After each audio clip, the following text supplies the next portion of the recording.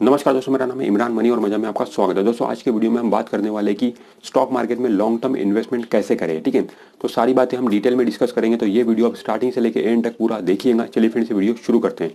Friends देखिए, stock market में अगर आपको लॉन्ग टर्म के लिए कोई शेयर खरीदना है तो आपको फंडामेंटल साउंड शेयर ही खरीदना पड़ेगा। एक ऐसा शेयर खरीदना पड़ेगा जिसके फंडामेंटल्स काफी स्ट्रांग हो, ताकि वो शेयर आपके पोर्टफोलियो में लंबे समय तक बना रहे और लंबे समय तक वो आपको प्रॉफिट देता रहे। ठीक है, अब देखिए दोस्तों, फंडामेंटली साउंड शेयर खरीदने के लिए लॉन्ग टर्म के लिए आपको शेयर में क्या देखना जरूरी है, कैसे आप सिलेक्ट करोगे एक fundamentally sound share long term के लिए अपने पोर्टफोलियो में। तो फ्रेंड देखिए, शेयर में वैसे तो बहुत सारी चीजें होती है फंडामेंटल्स में देखने के लिए, कई सारे रेशियोज होते हैं, कई सारे नंबर्स होते हैं, ठीक है, हजारों चीजें हैं। बट उतनी सारी चीजों में न पढ़ते हुए मैं आपको सिर्फ 3 नंबर बताऊंगा। 3 चीजें भी अगर आप उस शेयर में देख लोगे ना तो आप पता लगा लोगे कि वो कंपनी अच्छी है, फंडामेंटली साउंड कंपनी है। वो 3 नंबर कौन कौन से हैं? पहला नंबर है सेल्स का। तो सेल्स को हम रेवेन्यू भी बोल सकते हैं, इनकम भी बोल सकते हैं। तो सेल्स का जो नंबर है वो हमेशा इंक्रीजिंग ट्रेंड में आपको दिखना चाहिए। ठीक है, आपको सेल्स का नंबर देखना है। दूसरा, आपको कंपनी डिविडेंड दे रही है या नहीं दे रही है ये देखना है। और तीसरा, आपको प्रॉफिट्स का नंबर देखना है। ठीक है, 3 नंबर आपको देखना है। अब ये 3 नंबर जो देखना है आपको 1 साल का नहीं देखना, पिछले 5 साल का देखना है। आपको मनी कंट्रोल की वेबसाइट पे कंपनी की बैलेंस शीट्स अवेलेबल होती है। ठीक है, बीएससी की वेबसाइट पे कंपनी की बैलेंस शीट्स अवेलेबल होती है। तो वहां पे आप उनकी बैलेंस शीट में जाके देखिए, पिछले 5 साल का रिकॉर्ड आप चेक करिए। पिछले 5 साल में कंपनी का सेल्स कैसा है, मतलब रेवेन्यू कैसा है, मतलब इनकम कैसी है, वो जो सेल्स है उसका चार्ट क्या है, मतलब वो जो सेल्स हैं वो हर साल कंपनी का बना हुआ है, मेंटेन है या फिर बढ़ रहा है। बढ़ रहा है तो बहुत अच्छी बात है, मेंटेन है तो भी चल जाएगा। ठीक है, दूसरा नंबर आपको प्रॉफिट्स का देखना है। कंपनी का प्रॉफिट्स हर साल बढ़ रहा है या फिर मेंटेन है। बढ़ रहा है तो बहुत अच्छी बात है, मेंटेन है तो भी चल जाएगा। और तीसरा चीज आपको ये देखना है कि डिविडेंड, कंपनी हर साल रेगुलर बेसिस पे डिविडेंड दे रही है या नहीं दे रही है। कंपनी ने डिविडेंड देना चाहिए। ठीक है, वही कंपनी आप सिलेक्ट करिए जो हर साल डिविडेंड दे रही है। डिविडेंड देने का मतलब ऐसा होता है कि अगर कोई कंपनी डिविडेंड दे रही है तो दैट मीन्स वो कैश प्रॉफिट जनरेट कर रही है। ठीक है, प्रॉफिट जनरेट कर रही है कैश वाला। ठीक है, तो वो बहुत अच्छा साइन है। तो ये 3 चीज अगर आपको दिख रही है किसी कंपनी में, मतलब कंपनी का पिछले 5 साल का आप रिकॉर्ड देखे आपने, उसमें ये दिख रहा है आपको कि कंपनी का सेल्स हर साल बढ़ रहा है, बहुत ही अच्छी बात है, मेंटेन है तो भी चल जाएगा। कंपनी का प्रॉफिट्स हर साल बढ़ रहा है, मेंटेन है तो भी चल जाएगा। और डिविडेंड भी कंपनी हर साल दे रही है, दैट मीन्स वो कंपनी फंडामेंटली साउंड है, अच्छी कंपनी है। वो कंपनी को लेकर आप अपने पोर्टफोलियो में रख सकते हो, वो जरूर आपको मुनाफा देगा। अगर आपको ये भी मुश्किल लगता है कि कौन कंपनी के बैलेंस शीट देखेगा और ये कौन समझने की कोशिश करेगा कि सेल्स बढ़ रहा है, प्रॉफिट बढ़ रहा है, ठीक है, डिविडेंड दे रही है या नहीं दे रही है, ये भी अगर आपको मुश्किल लगता है तो फिर आपके लिए बेस्ट तरीका ये है कि जो निफ्टी के अंदर 50 कंपनियां या फिर सेंसेक्स के अंदर में जो 30 कंपनियां शामिल हैं, उन 30 कंपनी या फिर वो निफ्टी की 50 कंपनियों में से कोई भी कंपनी आप ले सकते हो, अपने पोर्टफोलियो में लेके रख सकते हो। 10-15 कंपनी अपने पोर्टफोलियो में लेके रख सकते हो, क्योंकि वो सारी कंपनियां सेंसेक्स के अंदर वाली कंपनियां या फिर निफ्टी के अंदर वाली कंपनियां फंडामेंटली साउंड होती है, परफॉर्मिंग कंपनी होती है, अच्छी कंपनी होती है, तभी वो सेंसेक्स और निफ्टी के अंदर शामिल होती है। तो वो वाली कंपनी अपने पोर्टफोलियो में लेके रख सकते हैं। वहाँ पे आपको स्टडी नहीं करनी पड़ेगी, वहाँ पे आपको मेहनत नहीं करनी पड़ेगी कंपनी फंडामेंटल साउंड है या नहीं है ये देखने के लिए। और दोस्तों और एक चीज मैं आपको बोलना चाहूंगा कि अपने पोर्टफोलियो में हमें 15-20 शेयर से ज्यादा नहीं रखना चाहिए। 15-20 स्क्रिप्ट बस काफी है हमारे पोर्टफोलियो में, उससे ज्यादा हमें नहीं रखना चाहिए। अगर हम उससे ज्यादा स्क्रिप्ट अपने पोर्टफोलियो में रखेंगे तो मैनेजमेंट बहुत ज्यादा मुश्किल हो जाता है, हम उसे ठीक से मैनेज नहीं कर पाएंगे। क्योंकि हमें सिर्फ शेयर खरीद कर रखना नहीं है, शेयर खरीद कर रखने के बाद में हमें ये भी देखना है कि वो शेयर परफॉर्म कर रहे हैं या नहीं कर रहे हैं। ठीक है, कौन से शेयर में और एग्जिट लेना है हमें, कौन से शेयर को ऐड करना है, ये सारी चीजें हमें करना है खरीदने के बाद। तो इसीलिए सिर्फ खरीद के नंबर मत बढ़ाइए, क्वांटिटी मत बढ़ाइए स्क्रिप्ट की, हमें लिमिटेड स्क्रिप्ट रखना चाहिए, 15-20 स्क्रिप्ट रखना चाहिए, ताकि हम उस पर ट्रैक रख सके कौन सी कंपनी में क्या चल रहा है, कौन सी कंपनी में कौन सी न्यूज़ है, नेगेटिव न्यूज़ आ रही है या पॉजिटिव न्यूज़ आ रही है, तो उस पर हमें रिएक्ट भी करना है। तो इसीलिए कम से कम शेयर अगर हमारे पोर्टफोलियो में रहेंगे तो उसे हम ठीक से ट्रैक कर पाएंगे। और एक चीज बोली जाती है दोस्तों कि हमें सारे अंडे एक बास्केट में नहीं रखना चाहिए। मतलब अगर हम सारे अंडे एक बास्केट में रखेंगे और अगर वो बास्केट टूट गई तो हमारे सारे अंडे फूट जाएंगे। इसीलिए हमें अंडे जो है वो अलग अलग बास्केट में रखना चाहिए, ताकि हमारी 1-2 बास्केट अगर टूट भी गई तो हमारी बाकी बास्केट सेफ है, वहां पे हमारे अंडे सेफ है।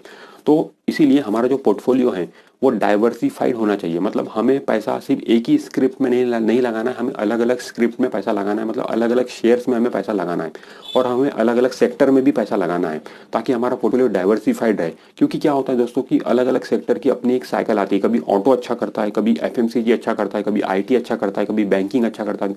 हर एक सेक्टर की अपनी एक साइकिल होती है, तो उस साइकिल का भी हमें फायदा मिले और हमारा पोर्टफोलियो अगर डाइवर्सिफाइड रहेगा तो उसमें से अगर कोई एक सेक्टर डाउन भी जाता है तो बाकी सेक्टर में हमारा पैसा बना हुआ रहता है, बाकी सेक्टर के शेयर हमारे बने हुए रहते हैं। ठीक है, तो इसीलिए अगर मान लो अगर आपने कोई लीकर शेयर खरीदा है, ठीक है, अगर गवर्नमेंट की कोई पॉलिसी चेंज हो गई उस वजह से लीकर शेयर अगर डाउन जा रहे हैं, गिर रहे हैं, तो बाकी शेयर आपके बने हुए हैं, वहाँ पर आपका पैसा बचा हुआ रहता है। अगर आपने सारा पैसा लीकर शेयर में ही डाल दिए और अगर वो पॉलिसी की वजह लीकर शेयर नीचे गिर गए तो आपका बहुत बड़ा नुकसान हो सकता है, आपका सारा पैसा डूब सकता है। तो इसीलिए अपना पोर्टफोलियो को डाइवर्सिफाइड रखना जरूरी है। और दोस्तों समय समय पर अपने पोर्टफोलियो को रिव्यू जरूर करना चाहिए। आपने जो शेयर खरीद के रखे हैं अपने पोर्टफोलियो में वो कैसे परफॉर्म कर रहे हैं उसका ट्रैक आपको रखना जरूरी है। उन शेयर में कोई नेगेटिव न्यूज है क्या, अगर नेगेटिव न्यूज है तो उस पर आपको एक्शन भी लेना है, ठीक है। वो किस टाइप की नेगेटिव न्यूज है उसको भी आपको समझना है, वो भी मैं आपको आगे बताता हूँ कि आपको शेयर से एग्जिट कब लेना है। और देखिए दोस्तों, अगर आप अपने पोर्टफोलियो बनाकर सो गए, मान लो आपने 15-20 शेयर का पोर्टफोलियो बना लिया, लॉन्ग टर्म के लिए आपने निवेश कर दिया और आप सो गए, बस अब आपको पोर्टफोलियो को आप देख ही नहीं रहे हो, तो अगर आप ऐसा करोगे तो आपके पोर्टफोलियो में से कोई DHFL निकल जाएगा, कोई येस बैंक निकल जाएगा। तो ऐसा होता है दोस्तों, इसीलिए हमें हमेशा अपने पोर्टफोलियो पर ट्रैक रखना चाहिए। उनमें किस टाइप की न्यूज़ आ रही है वो हमें देखते रहना चाहिए और उस बेसिस पे हम एक्शन ले सकते हैं, उस बेसिस पे हम एग्जिट ले सकते हैं जो खराब शेयर है हमारे पोर्टफोलियो में उसमें। क्योंकि देखिए दोस्तों, जब आपने शेयर वो खरीदा था तब वो अच्छा था, बट ऐसा नहीं है कि कंपनी के फंडामेंटल्स हमेशा सेम रहते हैं। कंपनी के फंडामेंटल्स बदलते रहते हैं। अगर हम बात DHFL की करें, बात अगर हम येस बैंक की करें, जब लोगों ने उसे ऊंचे भाव पे लिया था तब उनके फंडामेंटल्स अच्छे थे, तब वो परफॉर्मिंग कंपनी आती। बट आगे जाके उनके फंडामेंटल्स बदल गए, आगे जाके उनके फंडामेंटल्स खराब हो गए। बट कुछ समझदार लोग थे जो वहां से एग्जिट किए, बट कुछ लोग, बहुत सारे लोग ऐसे थे जिन्होंने एग्जिट नहीं किए, वो आज भी DHFL और येस बैंक उनके पोर्टफोलियो में है, तो काफी नुकसान वो लोग करके बैठे हैं। तो ऐसी नौबत आप पे ना आए, इसीलिए हमेशा अपने पोर्टफोलियो पे ट्रैक रखना चाहिए। कंपनी में अगर कोई प्रॉब्लम आ रही है उस प्रॉब्लम को समझते हुए हमें वहां से एग्जिट करना जरूरी है। मैं आपको आगे बताता हूँ कि किस तरीके से आपको एग्जिट करना है अपने पोर्टफोलियो से, कौन सी जो न्यूज है, नेगेटिव न्यूज है, उस पर आपको एक्शन लेना है। तो हमें मार्केट वॉलेटिलिटी को देखकर शेयर नहीं बेचना चाहिए, क्योंकि मार्केट देखिए काफी वॉलेटाइल होता है। कभी कभी मार्केट, आपने कोई शेयर खरीदा 100 रुपए पे खरीदा, 80 हो गया, आपको डर लग रहा है गिर रहा है शेयर, आपने बेच के बाहर निकल गए, नहीं, ऐसा नहीं कर। मार्केट वॉलेटिलिटी को देखकर आपको शेयर को कभी भी नहीं बेचना चाहिए। शेयर बेचने का एक तरीका है, अगर लॉन्ग टर्म इन्वेस्टर को शेयर तभी बेचना चाहिए जब उस कंपनी में कोई परमानेंट प्रॉब्लम आ रही हो, ठीक है, तभी वो शेयर बेचना चाहिए। परमानेंट प्रॉब्लम का मतलब क्या होता है? देखिए, दो तरीके हो सकते हैं शेयर बेचने के लॉन्ग टर्म इन्वेस्टर के लिए। पहला तो ये कि जब उसे पैसे की जरूरत हो, बिल्कुल अर्जेंट आपको पैसे की जरूरत है और आपके पास में सिर्फ शेयर है और कई बार आपका इन्वेस्टमेंट नहीं है, तो फिर तो शेयर आप बेचोगे चाहे वो प्रॉफिट में हो या नुकसान में हो। ये हो गया पहला तरीका। पर दूसरा तरीका ये है कि अगर आपको पैसे की जरूरत नहीं है तो आपको शेयर को तभी बेचना है जब उस कंपनी में परमानेंट प्रॉब्लम है। परमानेंट प्रॉब्लम का मतलब क्या होता है? परमानेंट प्रॉब्लम का मतलब होता है कि इन्वेस्टर के साथ में चीटिंग वाले मामले, जैसे कि कोई कंपनी में फ्रॉड हो गया, चीटिंग हो गई, ठीक है, कंपनी ने अपने बुक्स ऑफ अकाउंट में कुछ मैनिपुलेशन कर ली है, ठीक है, तो इस तरीके से जो चीटिंग, घोटाला हो गया कोई कंपनी में, तो इस तरीके से जो चीटिंग वाले मामले, मतलब इन्वेस्टर के साथ में कंपनी अगर चीटिंग कर रही है, वो चीज अगर सामने आती है तो आपको तुरंत उस कंपनी से बाहर निकल जाना है, चाहे वो कंपनी कितनी भी बड़ी हो, स्टॉक मार्केट का कितनी भी बड़ी कंपनी हो। DHFL भी बहुत बड़ा नाम था स्टॉक मार्केट में, येस बैंक भी बहुत बड़ा नाम था स्टॉक मार्केट में, आज कुछ भी नहीं है, ठीक है। तो आपको नाम पे नहीं जाना है कंपनी के, कंपनी में अगर परमानेंट प्रॉब्लम है तो फिर वो कोई भी कंपनी हो वहां से आपको एग्जिट करना ही करना है। और जो दोस्तों, परमानेंट प्रॉब्लम पर ही आपको एक कंपनी से एग्जिट करना है, टेम्पररी प्रॉब्लम पे आपको एग्जिट नहीं करना है। कई बार टेम्पररी प्रॉब्लम आती है। टेम्पररी प्रॉब्लम मतलब कौन सी?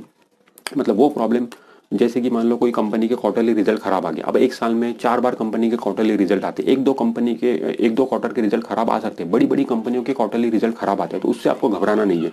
वो चलते रहता है, अप डाउन चलते रहता है क्वार्टरली रिजल्ट में, ठीक है, वो हो गया। इसके अलावा कोई कंपनी के गोडाउन में आग लग गई तो जिस वजह से उनका नुकसान हो गया, तो उससे भी आपको घबराना नहीं है, क्योंकि देखिए स्टॉक मार्केट में सब बड़ी बड़ी कंपनियां लिस्टेड है, वो लोग ऐसे ही लिस्ट नहीं हुई है, सारी चीजें करते हैं वो लोग, उनका फायर इंश्योरेंस निकला हुआ होता है।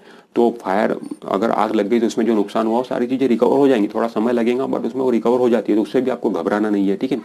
और इस तरीके की जो टेम्पररी प्रॉब्लम है उससे आपको घबराना नहीं है। अगर परमानेंट प्रॉब्लम है तो वहां से एग्जिट कर सकते हो, फिर न्यू फंडामेंटल साउंड कंपनी अपने पोर्टफोलियो में शामिल कर सकते हो, ठीक है।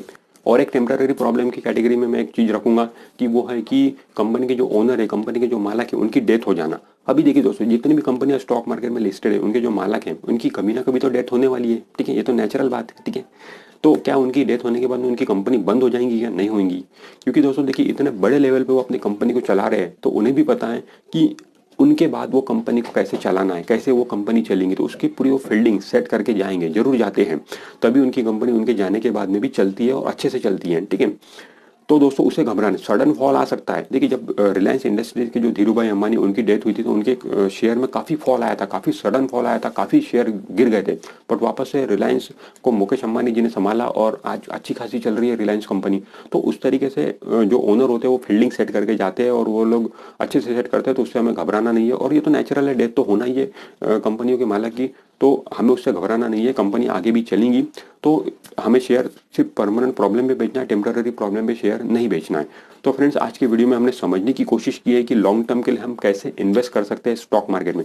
तो फ्रेंड्स मुझे उम्मीद है कि ये वीडियो आपको अच्छा लगा होगा। अगर ये वीडियो आपको अच्छा लगा तो वीडियो को लाइक जरूर कर दीजिए, और आपने अभी तक हमारे चैनल को सब्सक्राइब नहीं किया है तो हमारे चैनल को सब्सक्राइब करके बेल आइकॉन जरूर प्रेस कर दीजिए। मैं मिलता हूँ आपसे नेक्स्ट वीडियो में, तब तक के लिए बाय बाय।